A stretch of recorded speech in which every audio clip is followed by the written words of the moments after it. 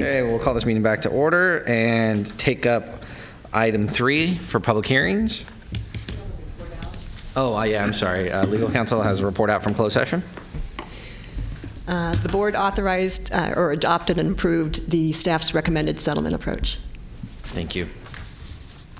So item 3, adopt Rule 468, surface.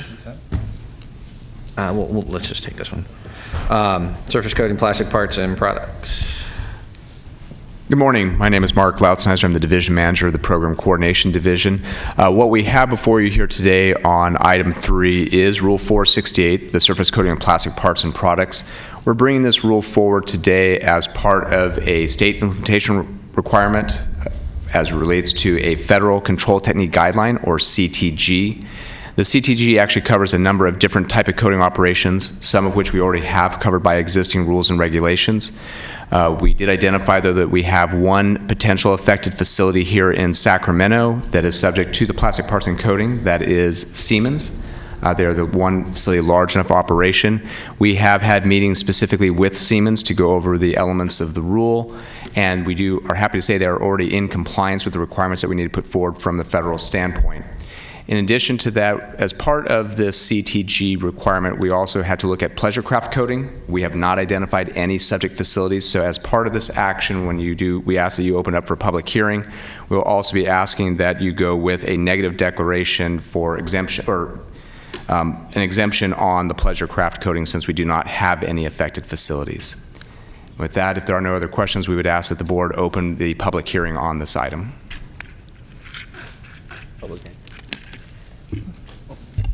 Go ahead, Member Hanson. No, I was suggesting that we open the public hearing, take public comment. So let me open the public hearing. Do we have any comment? No, we do not. Any questions for staff? I'll make a motion to close the public hearing and adopt the item. Second. So we'll close the public hearing. And I have a motion from Hanson, a second from Guerra. All in favor? Aye. Opposed? Okay, motion carries. And with that, we'll move back to our consent calendar. Second. So I have a motion and a second. Do we have any comment on the consent calendar? No, we do not. Okay, all in favor? Aye. All opposed? Okay, consent calendar carries. And now we'll move back to the Air Pollution Control Officer's report. Actually, Mr. Chair, the first item on the agenda is a special presentation. Oh, if you're we right. may. Thank you very much. Yeah, let's go back to there. So Marie, Brown, Hicks, and Kessler. Oh, Damari, excuse me. Thank you. Maybe That's why they have me sit here, Mr. Chair. Maybe as a way of, Phonetically, I might have been right, though. I don't know. Mr. Chair, I'll answer to anything. Hi, Dominic. It's been Damar. These Irish guys can't pronounce Italian names. And I'm bookended by, capital and legislative guys. So I think they know you anyway. He's just digging deeper. Nice to meet it's you. It's okay, Dominic. Pleasure meeting all of you. My name is Dominic Damari, and I am one of the partners in Damari, Brown, Hicks, and Kessler, a lobbying firm that has been recently retained by you good folks to represent you in front of the legislature and the administration here in Sacramento. And I've been asked just to give a brief sort of background about us so that you know who we are as we work together into the future. Our firm has been in existence since 2007, started by Amy Brown, and then she brought me over from my work at the California Chamber of Commerce. And then in 2010, we added both Jody Hicks and Alice Kessler. I have a history and a background in the legislature and working for associations, including the State Chamber of Commerce. Amy Brown is our local government and pensions expert. She worked for the League of Cities and then left and started contract lobbying. Jody Hicks has an extensive background in healthcare and public policy around healthcare and public health and safety and women's issues. And Alice Kessler has a more corporate background, having worked for Comcast and was the in-house lobbyist for EQCA for many years. And so she has a background in policy areas around the LGBT community and sort of family law and those particular issues. We have local government clients, we have corporate clients, we have a diversity of clients that help us represent all our clients because we're involved in many, many issues. And it's our intention, working with you and your executive director, to increase the presence and the visibility of your organization within the Capitol and to start engaging in a meaningful way in the budgeting process. and in particular looking at cap and trade funds and the various different funds that are out there, pulling down some monies for the region so that you can continue and expand on your work on cleaning the air and making the community a healthier place for all our children and everybody, our residents here. We look forward to working with you. We hope and we know that we can do a good job for you, and we can help you do a good job on behalf of the constituencies that you serve. And we also recognize that you do represent constituencies, and it's our job to protect you and this board and make sure that you have the best representation and the best image in front of the administration and the legislature. So with that, I'm happy to answer any questions, but I know that brevity is the soul of wit, and so I'm going to stop. Thank you. Any questions? Thank you very much. Thank you very much for hiring us. We really look forward to working with you guys. And so with that, we will now move on to what I think will be our last item. No, we got one more after that. The Air Pollution Control Officer's report. Yes. Thank you again, and good morning, board. Good to see you here, and very pleased that we have DBHK on our side as we engage in some of the important work that we have before us.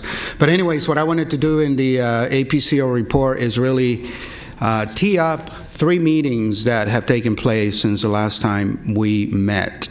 And the reason I want to tee up the meetings is because obviously these are very important convenings for us as we make the rounds and begin to position ourselves to continue to strive for our objectives. And as Mr. Damari said, in particular, to position our district and region in a better place when it comes to some of the incentive and public dollars that are going to continue to be rolling out of the California Cap and Trade Program. So the first important convening just happened last weekend, and I was going to ask Director Hansen to see if he would share with you, the board, and those of us here, maybe some of the key takeaways and important points that came out of this particular discussion. Director Hansen? I'm sorry, we were having a sidebar here about the local government commission's work in Yosemite. This year's LGC conference brought together about 90 local policymakers, county supervisors, city council members, and we talked about a lot of different things: air quality, sustainable communities, how to support infill and strategically accomplish a lot of the goals of our district. I always find it to be probably one of the most beneficial opportunities to connect with other local officials who are similar positioned to us from around the state, grappling with how to do this well, what are the priorities, how do we tackle them, and I'm also always very proud because leading those conversations are people from our region. Our APCO was part of the presentations that were delivered, and seeing the leadership from Sacramento, but particularly from the Air District. Every year we hear from colleagues in San Diego or San Jose or other parts of the state that Sacramento is really doing great things, and I think that Alberto knocked their socks off, except they had hiking boots on, so they didn't. It was harder to tell. But thank you for the support and for allowing board members to participate, because it is probably one of the most pivotal. The only thing else I'll say is next year it'll be consolidated with the CalCog conference, so we'll get even more synergy out of this by the opportunity to connect with the COGs as well, and that's so fundamental to a lot of the work we do here at the district, those partnerships with SACOG in our case and the other COGs as well. Director Hansen has a leadership role in the conference, so he was very busy essentially running the show. I didn't get a lot of chance to interact with you directly, but Director Harris was also at the conference, and he and I got a chance to interact and have some really good dialogue in terms of I agree, some of the important topics that were discussed. It's great to see the representation from throughout the state at the local level, mayors, city councils, supervisors from various parts of the state, and get together and share compare notes on some of the things that we're all working on. One last thing, we did have Director Guerra's staff there, but I know several of the members have come before Director Cerna has presented. I believe Director Kennedy's been to the conference, Director Terry's been to the conference. We had a colleague of yours, Garrett Gatewood from Rancho, present. I was registered, just couldn't make it. I didn't want to say that. But I'd invite any of you who are interested. It is probably one of the most beneficial opportunities. A lot of the conferences we go to, and it's like very basic. You don't really get into discussion, let alone the kind of nitty-gritty discussion that most of us are afraid to have. But it really is dynamic. So I certainly second that. I would argue it's probably one of the best conferences I attend during the year, and I was very disappointed not to be able to make it. So we'll be working with the board and hopefully generating some interest for those of you that perhaps haven't attended to consider attending next year. The second important convening that we had in the region occurred March 1st. And this is something that I've talked to the board a couple times already, and is what we call the Clean Air Partnership Cap and Trade Summit. The principal audience that we were after was our state legislators that represent the region. We got a very good turnout. Dr. Richard Pan was essentially the convener for the meeting, but we had Assemblymember McCarty come out. Mayor Darrell Steinberg was there. We had the Chief of Staff for Assemblymember Cooper, and our own Director Natoli was there. So I was hoping that he could share for the board maybe some of the takeaways from the meeting. Yeah, very briefly, and I was there. I got there about mid-afternoon. Was able to stay to the conclusion. Didn't get a chance to hear Dr. Pan, but I came in about midway and certainly get a chance to hear presentations from the air districts and their staff. Board members from those districts were in attendance as well. I think the focus, though, the takeaway, and there was a good conversation with Mayor Steinberg and Assemblymember McCarty. Alberto engaged in some very lively conversation about, but I think in a very respectful but in a very important way that I think reflected some of the sentiment that was expressed by others in the room or may not have, but was on people's minds, and that was it's related to cap and trade, to the allocations, and where the bulk of those allocations went certainly in the legislative process this first go-round or the last go-round in the legislature, and the fact that our region received about 5%, I guess, if I recall correctly, of the overall. And yet the challenges that air districts locally, certainly throughout Northern California region, are experiencing, and whether it's in forest management or it's with mobile sources or with a variety of other communities that may be affected, that really is a need, I think, to focus in on the process, as messy as it might be over the Capitol or as quickly as it happens, so that our region gets more fair share. And I think that was. It was important to hear certainly from Mayor Steinberg from his years of work in the legislature, but also from Assemblymember McCarty. And there was talk about a local caucus, and it was very engaging. Again, I think it will help improve maybe the strategic approach we take in the upcoming sessions of the legislature to hopefully improve the resources that are allocated to our region to do things that are very, very important to the people we all represent and to our air basins here in the local area up and down, certainly Northern California, by all means. And so that was my takeaway. And again, I think the conveners did a really good job. Those that facilitated it, I think, brought it all back together at the end of the session. And again, I appreciate hearing some of the presentation. I think that exchange of information about with the challenge that are faced, but why those dollars are going to be so important for us to help meet the goals that we have, but also to provide for cleaner air opportunities here in our communities. So that was my takeaway. I don't know, Alberto, you obviously were there for the entirety of the session, so you may want to fill in some gaps that I missed. No, that was perfect. I think one of the things that was very telling for me in terms of the fact that we're definitely building some momentum in terms of regional coordination, the fact that, as Supervisor Natoli said, we actually had folks like you the air directors, the board members of the air districts from around our region. And I think that sends a very powerful message, right? That this is not just the Sacramento district, it's not just the rural districts, it's all of us working together.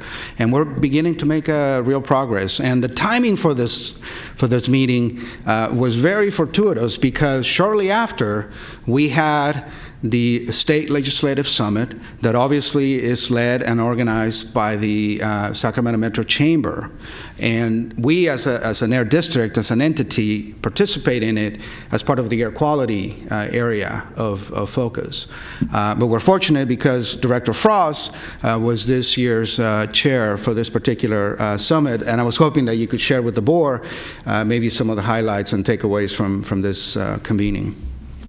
So I was honored to be the honorary chair of the Legislative Summit this year, and the honorary chair doesn't really do that much, I just want you to know. All the work goes on behind the scenes by the chamber and the businesses in the region and I was able to attend a couple of the committee meetings beforehand to just kind of get a feel for what are the big concerns of the businesses, and what are we taking to the Capitol? And they put a lot of work into it. It was an amazing day. I wasn't able to stay and go up to the Capitol because of meetings, but I was there in the morning for some networking where everybody converged at the Cal Chamber, and we were probably, I'm going to say about 150 people were there, maybe 200, and we were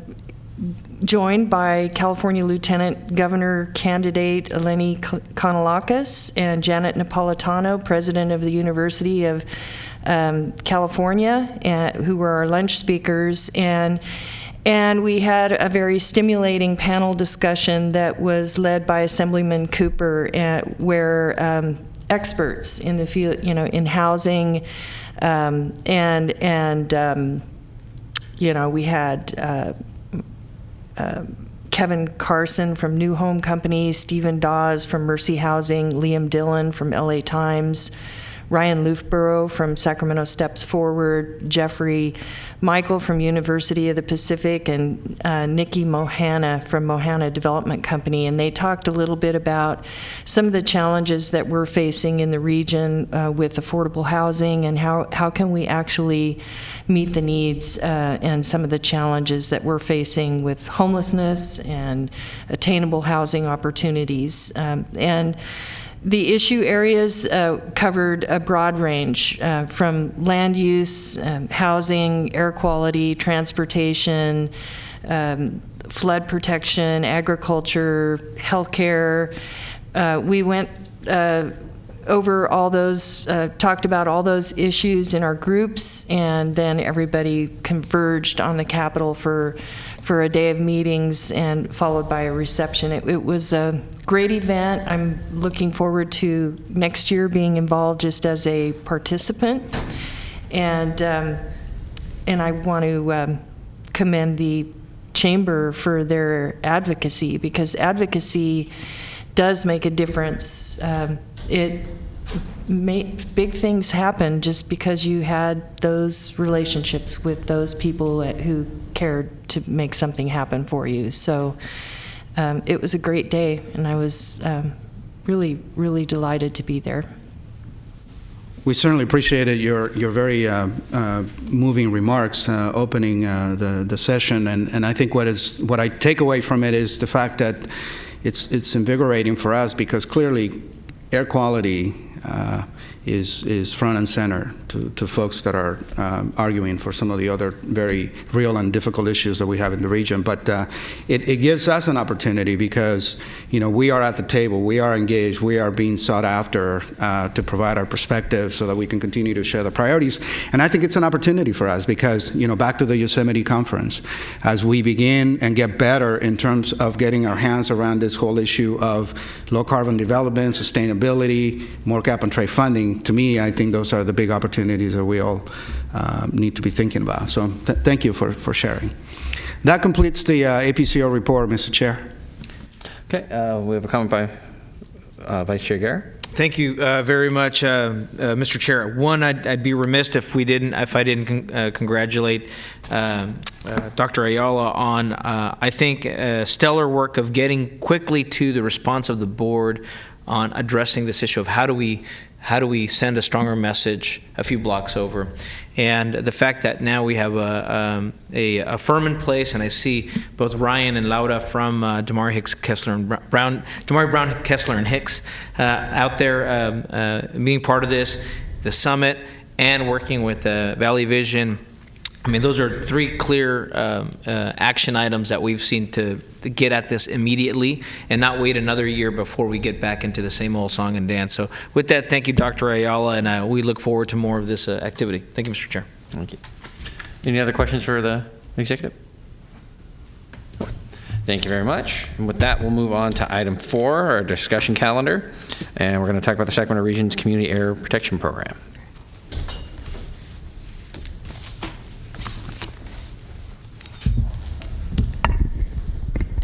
Thank you. Give me 1 second, Janice. Good morning, Chair Terry and members of the board. My name is Janice Lamb-Snyder, and I am the program manager for the air monitoring, planning, and data analysis sections at the district. Today, what I'm going to be talking to you is our district's efforts towards the AB 617 legislation. It's a new program that we're putting together, which we're calling the Sacramento Region's Community Air Protection Program. And it's in response to AB 617. And what is AB 617? It is a legislative statute that was adopted, signed last summer in 2017, and it really is a community-focused framework for air quality to reduce exposure in disadvantaged communities, in our disadvantaged communities most impacted by air pollution. And so there are requirements for this state board as well as the local air districts across California to implement this program. A couple of points that I wanted to bring up, which is that there are aggressive timeframes for this, the implementation of this program, as well as requirements for outreach. This is also a multi-year process, but today I'm going to be focused mostly on the first year implementation. So there are mainly 6 key components to AB 617. The first 2, community monitoring and community action plans, are partly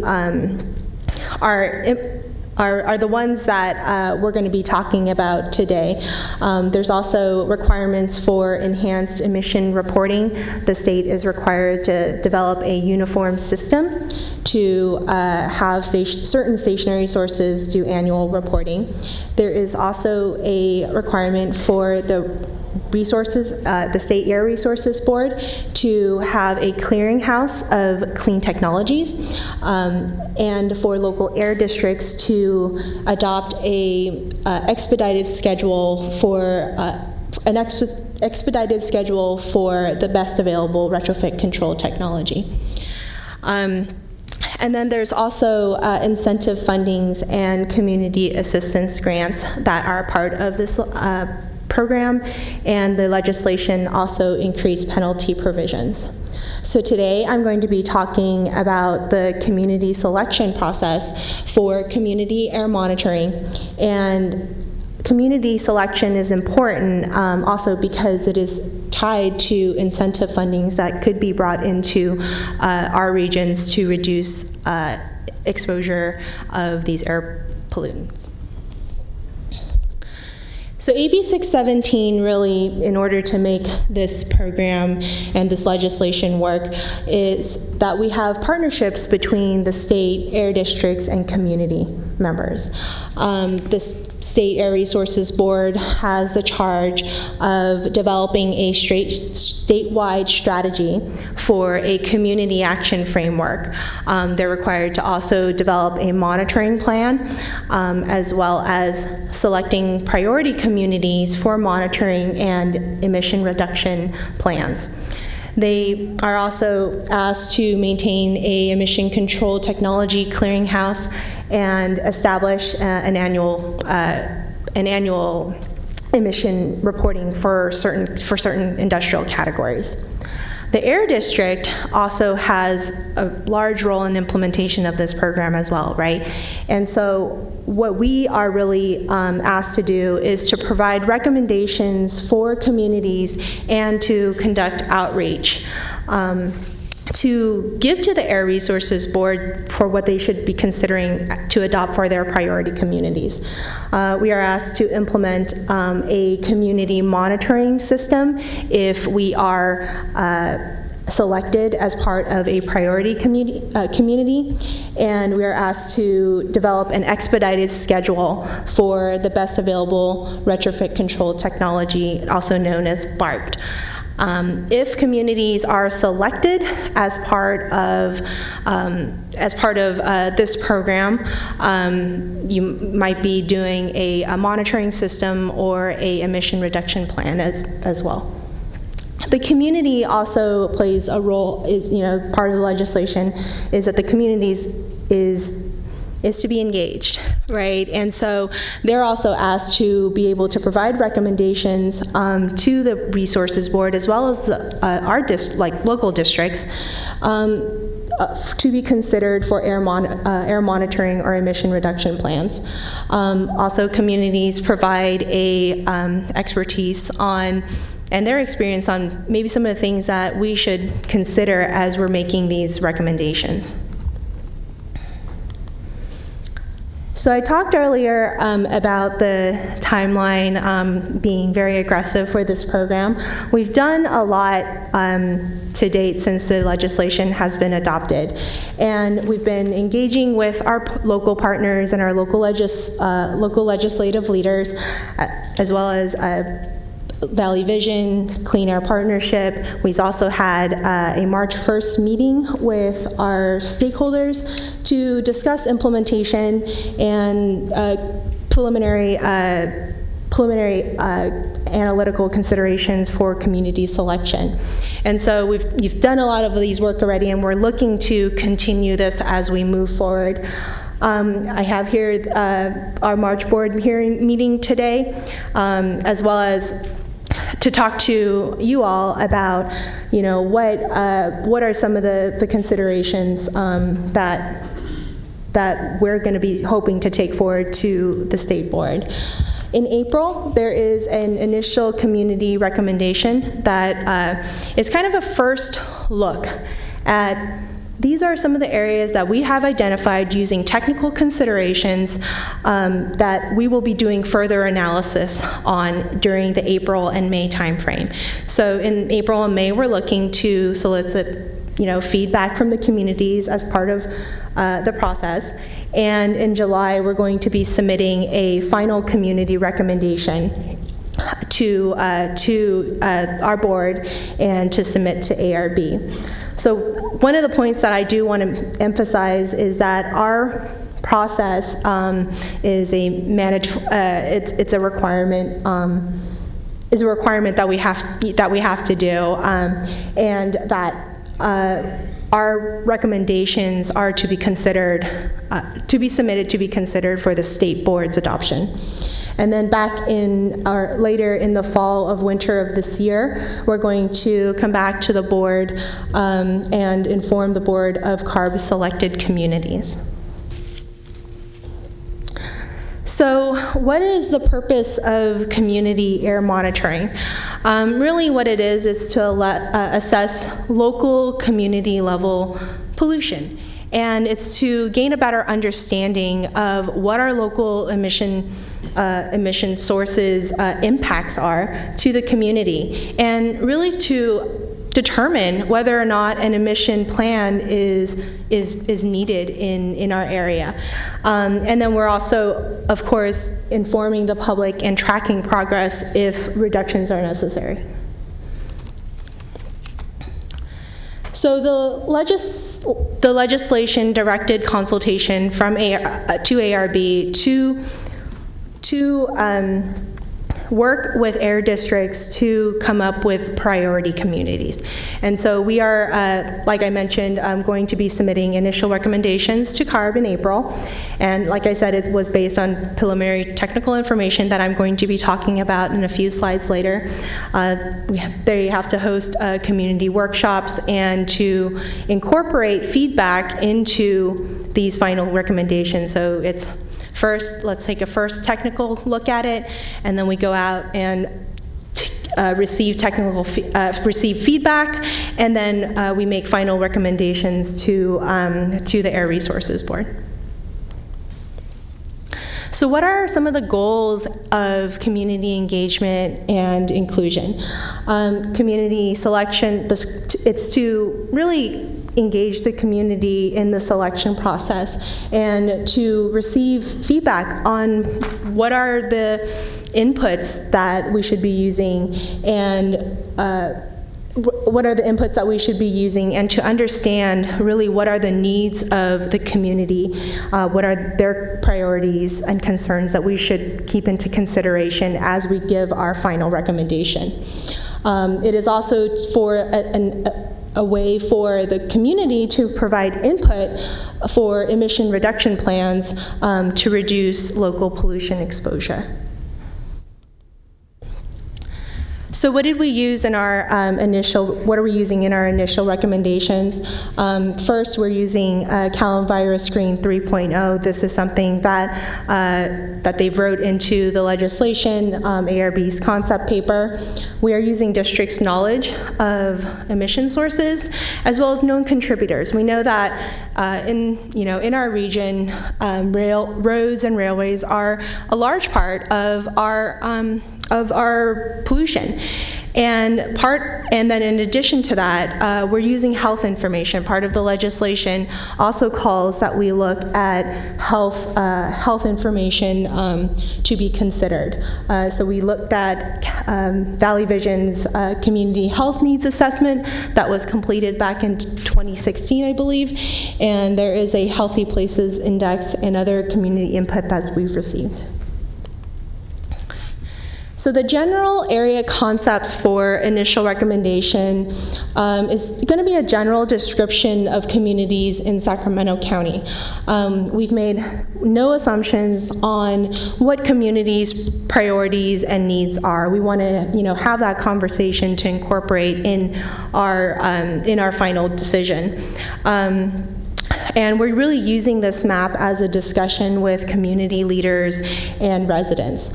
On the right, you see a map of the county. And what this is that it takes several layers of information that I talked about before, and it really takes it and looks at where the density of those areas are. And this is a heat map. The black triangles are our existing air monitoring networks. And a point I do want to make about our existing air monitoring networks is that it's designed for to assess regional air quality for federal and state attainment purposes.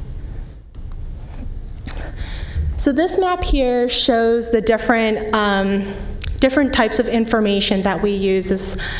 We have the air monitoring stations on there, which is still the black triangles.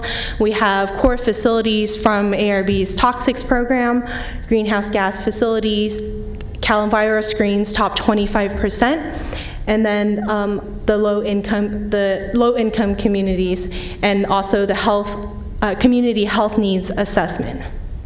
So we took all of those different layers and we came up with this particular map here. So what I do want to call that these are equally weighted. So each of the considerations that we have not come up with a weighting factor, and we're waiting, to talk to the communities to understand more about what they value. It's on fire. Okay. And so the next steps is to work with the board and local communities to host meetings in April and May.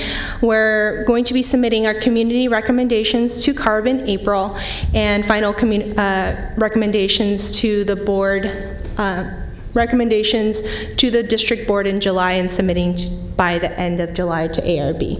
CARB will select the priority communities by September for adoption by October 1st, and what we're working on right now in the next week or so, we will have a district webpage to talk about our local efforts on 617. Thank you. If you have any other questions, I'd be happy to. Do we have any public time? No, we do not. Okay. Any questions for staff? Director Daniels? Sounds like a lot of work. Sounds like a lot of staff time, and maybe you said it and I missed it, but is there a guarantee that Sacramento gets any of this money?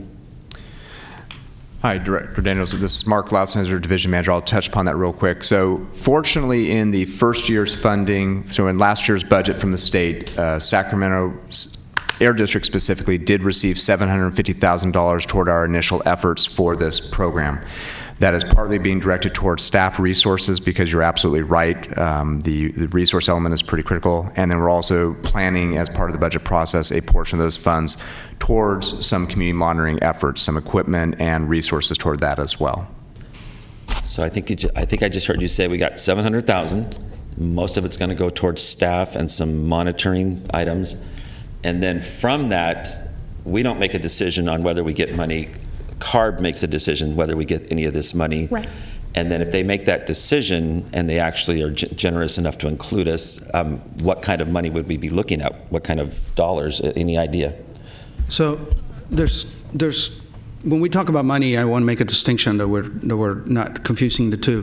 The $750,000 that Mark just spoke about is designed to support staff and district activities, specifically in response to 617. Clearly, as you just got a sense of, it's going to take a lot more once we're done than $750,000. So this is the unfunded part of the mandate that I spoke to you about last time. But we have to do this. This is state law. There is an expectation that districts obviously play a key role, and we're going to do the best we can, getting creative with our budget to make sure that we comply with the expectations. Now, the opportunity for us, again, is this, the law is designed in the most basic principle to say, if you are a region where you've identified excess impacts from pollution, and you've got communities in your region, then presumably you can make an argument and try to get access to more cap and trade dollars so that we can mitigate those impacts from pollution by investing in cleaner sources. Unfortunately, there are no guarantees, and that's why we need to become active and advocate for our positions. When you say we have to do it, is it we have to do it if we want to compete for the dollars, or we have to do it whether or not we wanted to do it to compete for the dollars? Well, so I'll answer that question, but I'll say, understanding that we are first and foremost interested in protecting public health, we have to do it because we need to understand better whether our communities are being disproportionately impacted or not.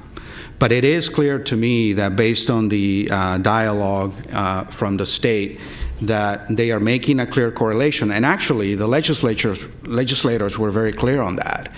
The message from the legislature to the administration and the state agencies was cap and trade dollars are ready to be invested, but invest them in the communities that need them the most. And the ones that need them the most are the ones that have still ongoing challenges with ambient air pollution, and particularly emissions from localized sources. So that's basically the process in a nutshell. Okay, and so just so that I'm clear, I'm just concerned that the cause is fine, everything is good, we want clean air. The love has not been adequately spread by the state, and I could see us spending all of these dollars and the state just saying, yeah, but we want to clean up LA and San Francisco. I'm so sorry. And again, I'm not going to disagree with you. Again, that is the premise why we've become so active with our new lobbyist firm and all of you and the state legislators. I mean, we are going to try to do a better job to convey to the state decision makers that Sacramento is a region that, even though we've made a lot of progress, we still have a lot of need. Now, the reason we need to do this, again, is because this is going to provide us the evidence that we currently don't have.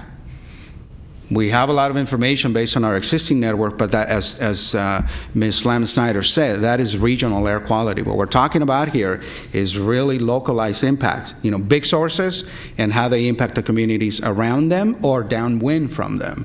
And for that, we do need to undertake these new activities. But your point is very well taken. There are no guarantees, but I hope that you agree with us in terms of we have to try. I think we all share Director Daniels' frustration of unfunded mandates. Those of us that used to be on the school board regularly enjoyed belly aching about all of them. Any other questions for staff? Okay. This was just a discussion, right? Not an action, right? That is correct. Okay. Thank you very much. Do we have any public comment? No, we do not. Okay. Board ideas or comments? Seeing none, we will stand adjourned.